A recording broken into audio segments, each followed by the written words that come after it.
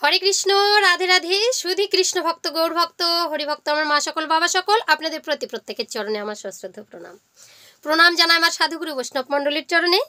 বলুন আপনারা কেমন আছেন? আশা করি প্রাণগোবিন্দ রাধারানী কৃপায় সকলেই ভালো আছেন। তো আজকে আপনাদের সামনে যে ভিডিওটি আমি তুলে ধরবার চেষ্টা করছি, যে বছরের প্রথম মাস বৈশাখ মাসের মাহাত্ম্য আর তুলসী দেবীর আরাধনা, পুজো পাঠ। তো আপনাদের কাছে আমি অনুরোধ করব ভিডিওটা একদম স্কিপ না করে পুরো ভিডিওটা দেখতে থাকুন। আর যদি ভিডিও দেখে, আমার চ্যানেলের ভিডিও দেখে আপনাদের ভালো লাগে, অবশ্যই চ্যানেলে লাইক, শেয়ার আর কমেন্ট করে চ্যানেলটি সাবস্ক্রাইব করে পাশে থাকবেন বন্ধুরা। তার আগে বলতে চাই, যারা আমার চ্যানেলটি আগে থেকে সাবস্ক্রাইব করে আমার ছোট্ট বড় ভিডিওগুলো দেখছেন, আপনাদের প্রতি প্রত্যেকের চরণে সশ্রদ্ধ প্রণাম আর অন্তরঙ্গ স্থল থেকে অনেক অনেক ভালোবাসা, অভিনন্দন। যারা আমার চ্যানেলে এসেছেন এখনও পর্যন্ত চ্যানেলটি সাবস্ক্রাইব করেননি, আপনাদের প্রতি প্রত্যেককে আমি অনুরোধ করব বন্ধুগণ, যদি আমার চ্যানেলের ভিডিও আপনাদের ভালো লাগে, অবশ্যই চ্যানেলে লাইক, শেয়ার আর কমেন্ট করে চ্যানেলটি সাবস্ক্রাইব করে পাশে থাকবেন।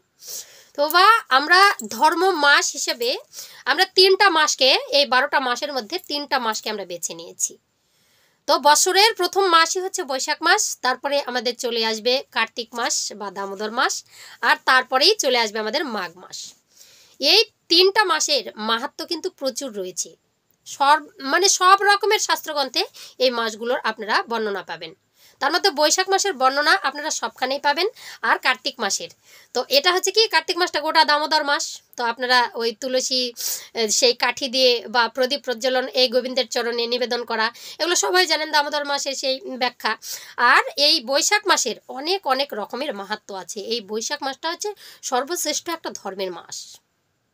এই মাসে আমরা প্রথম থেকেই দেখেছি যে ঘরে যখন আমরা ছোট ছিলাম, যে আমার ঠাকুমা বা মায়েরা কি করতেন, ওই তুলসীর যে হচ্ছে বেদিটা আছে তার 2 সাইডে বাঁশের কাঠি দিতেন, তার মধ্যে দিতেন কি ছোট্ট খুঁটি, আর ঝুলিয়ে দিতেন। আর ছোট্ট খুঁটির মধ্যে দেখতাম আমরা প্রত্যেক দিন জল ঢালতো, আমরা দেখেছি। তো এটা হচ্ছে বৈশাখ মাসের প্রথম কাজ। মানে সকাল হলোই বৈশাখ মাস প্রথম যেদিন পহেলা পড়লো, সেদিন থেকেই আমাদের কাজটা কিন্তু শুরু হয়ে যায়। তারপরে দিন তো হবে, তারপরে গণেশ পুজো হবে, ইত্যাদি ইত্যাদি, হাল খাতা, অনেক রকমের কার্য আমাদের এই মাসে। আর তার মধ্যেই আবার চলে কি জলদান, বৈশাখ মাসের নগর কীর্তন, সন্ধ্যাবেলা সন্ধ্যা কীর্তন সবাই মিলে করে। তারপর কি হয়, মাস শেষে হরির পুজো দিয়ে, প্রভু বিষ্ণুর পুজো দিয়ে তারপরে ধুলোট ইত্যাদি ইত্যাদি হয়।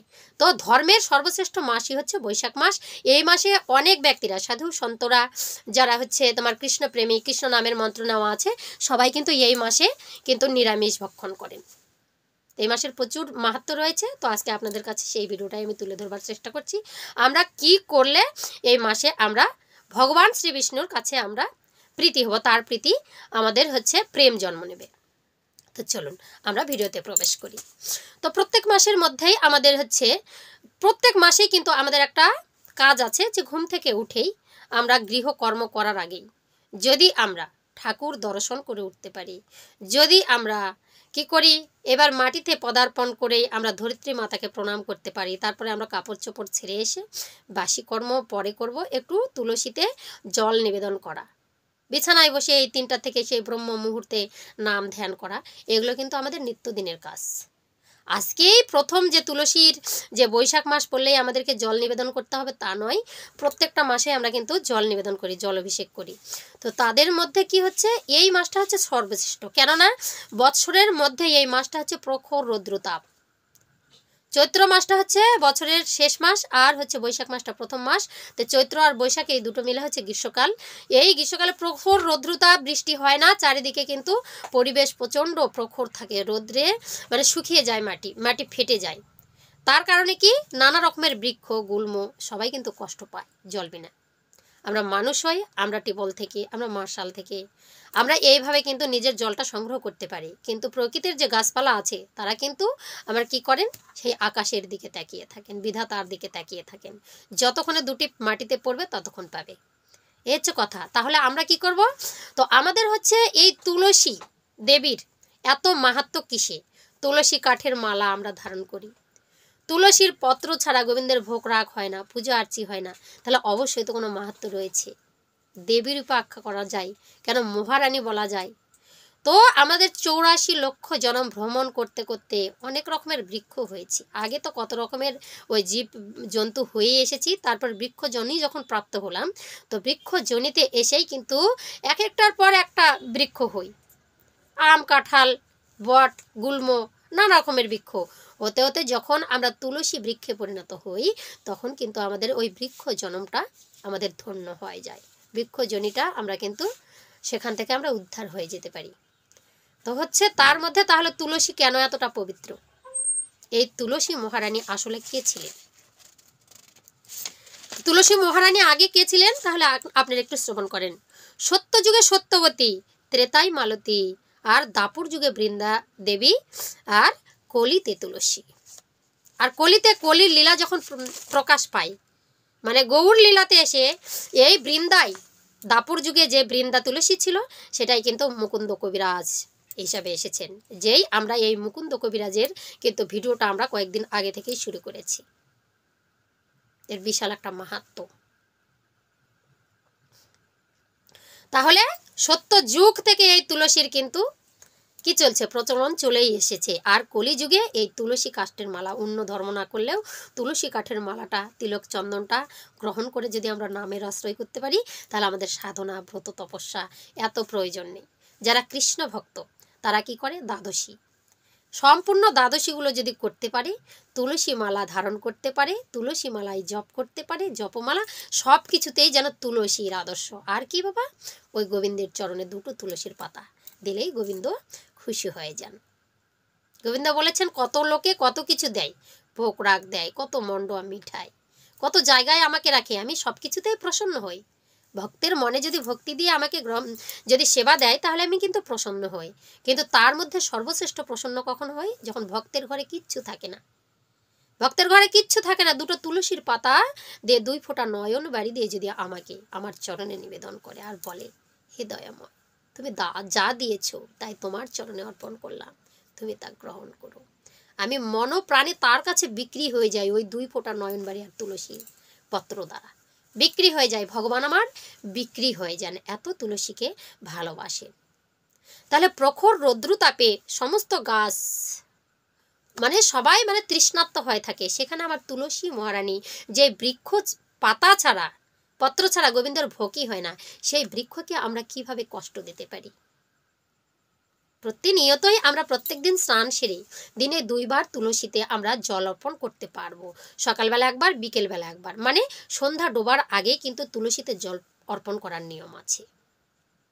4 বার প্রদক্ষিণ করে, তুলসী মাতাকে প্রদক্ষিণ করে আমরা জলটা নিবেদন করলে, ভগবান এখানে বলেছেন যদি কোনো ব্যক্তি তুলসী বৃক্ষের মধ্যে জল অর্পণ করে, তাহলে সেই ব্যক্তির কোনোদিন যম ভয় থাকে না, যম ভয়, মৃত্যু ভয় থাকে না, মানে নরক যন্ত্রণা থেকে উদ্ধার পেয়ে যায়।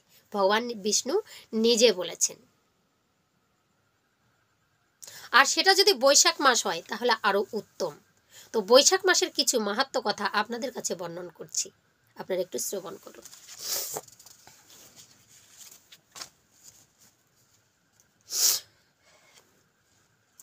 তো আপনারা কি আগে থেকে বলতে চাই যে সবাই জানেন যে এই তুলসীর মাহাত্ম্য কথা, যে শঙ্খচূড় দৈত্য ছিল, সেই শঙ্খচূড়ের দৈত্যর সঙ্গে আগে তুলসী মাতার বিবাহ হয়েছিল, তাই না? তো সেটা কখন? সত্যযুগে। ত্রেতা যুগে তিনি মালতী হলেন, আর দাপুর যুগে তিনি হলেন বৃন্দাদূতী। সেই বৃন্দাবন ব্রজবাসীরা যেই নামেই এই ব্রজধাম মানে রচিত হয়ে গেল, পরম বৃন্দা, সেখানে বৃন্দা দেবী বহু কল্পকাল ধরে সেখানে তপস্যা করেছিলেন। কেন? ভগবান শ্রীকৃষ্ণকে পাওয়ার জন্য।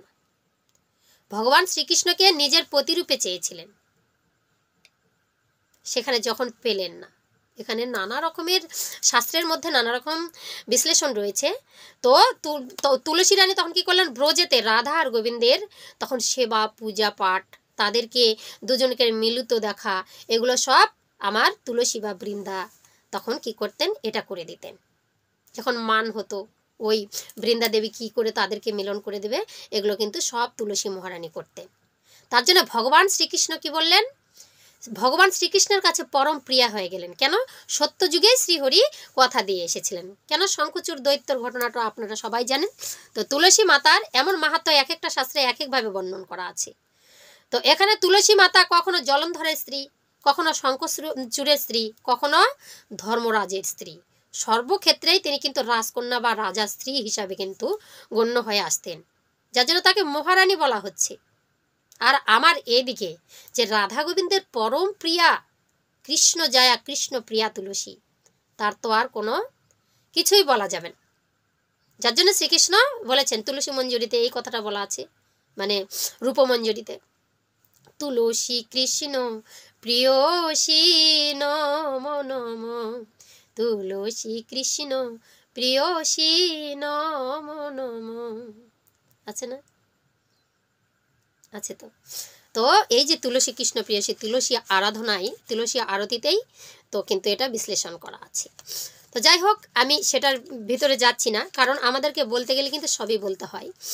যার জন্য এই তুলসী মহারানী শঙ্খচূড় দৈত্য যখন বিয়ে করেছিলেন, শঙ্খচূড় দৈত্য ওই কী করতেন, স্বর্গরাজ্য দখল করতে গিয়েছিলেন, অমরত্ব বর চেয়েছিলেন। তো কী করলেন, যখন অমরত্ব বর দিলেন না ব্রহ্মা, বলছে হ্যাঁ তুমি, তোমার কোনোদিনও মৃত্যু হবে না, কিন্তু তোমার স্ত্রীর যদি কেউ সতীত্ব হরণ করতে পারে তাহলে কিন্তু তোমার নাশ হতেই হবে। তো কী করলো বাবা, যখন কোনো দেবতাই পেরে উঠলো না, তখন কি করলেন, স্বয়ং বিষ্ণু নিজে বাধ্য হয়ে তুলসী রানীর সতীত্ব হরণ করলেন। আর সতীত্ব হরণ করলেন মহাসতী তুলসীর। আর তুলসীর অভিশাপে ভগবান বিষ্ণু কি হলো, শিলাতে রূপান্তরিত হয়ে গেল। তুমি এই মুহূর্তে পাষাণে পরিণত হও। যে না ভগবান বিষ্ণু পাষাণে পরিণত হয়েছে, ঠিক আছে, তবে তোমাকে আমি আশীর্বাদ করছি, তোমার কাছে আমি চিরদিনের জন্য কেনা হয়ে থাকবো।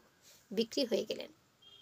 তুমি যেখানে যেখানে থাকবে সেই পাষাণ যদি সেখানে কেউ স্থাপন করে, আর তোমার দুটো, তুমি বৃক্ষতে পরিণত হও, তুলসী বৃক্ষে, তোমার দুটো তুলসীর পাতা বিনা এই পৃথিবীতে যত ভক্ত রয়েছে কারো ভোগই আমি গ্রহণ করব না।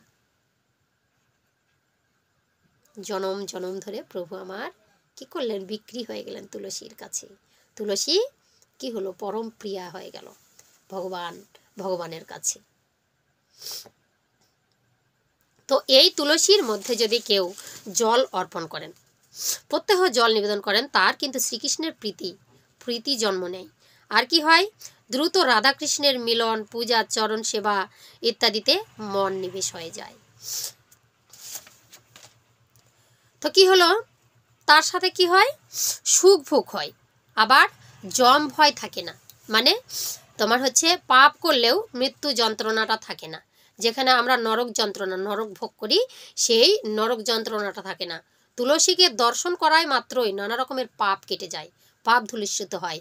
আর যদি তুলসীতে জল নিবেদন করা যায়, তাহলে তাকে আর কোনোদিনও নরকে যেতে হয় না। তো কি বলেছে, বৈশাখ মাসে কৃষ্ণ সন্তুষ্ট বিধানের জন্য কি করতে হয়, কাজে লাগাতে হয়। কি, বৈশাখ মাসে তুলসীতে জল দানের অনেক মাহাত্ম্য রয়েছে। পদ্মপুরাণ, স্কন্দপুরাণ আদি সকল শাস্ত্রে কথা আছে, সবখানে আছে, বর্ণনা কথা রয়েছে। তো আগামী আমরা হচ্ছে 15ই এপ্রিল থেকে 15ই মে পর্যন্ত পুরো বৈশাখ মাস আমরা তুলসীতে জল নিবেদন করব। জলে আপনারা এমনও জল নিবেদন করতে পারেন, আবার কি করতে পারেন, ঘট স্থাপন করতে পারেন। কেমন, তুলসীর বেদিটার দুই সাইডে একটি বাঁশকাঠি বা যে কাঠি লাগিয়ে, তো একটি সুতো বেঁধে তার মধ্যে আপনারা পিতলের ঘট হোক, মাটির ঘট হোক বা তামার ঘট হোক, আপনারা স্থাপন করতে পারেন, ঝুলিয়ে দিতে পারেন। যেখানে তুলসী মহারানীর আপনার বেদি রয়েছে তার উপরে আপনি কি করতে পারেন, একটা ছিদ্র করতে হবে, আর সেখানে সলতেও দিতে পারেন বা সেখানে ক্রুশও দিতে পারেন। যেখান থেকে আপনি তুলসীর ওই ঘটের মধ্যে জল দেবেন, সেই জলটা যেন ধীরে ধীরে ধীরে ধীরে ওই টুপ টিপ টিপ টিপ করে ওই তুলসী মহারানীর মস্তকে পড়ে। তাহলে তুলসীর এই গাছটার গোড়ায় সবসময় যেন জল থাকে। তাহলে এই মাথা হচ্ছে প্রচুর এই তুলসীতে, তাহলে খুব ভালো মঙ্গল হবে।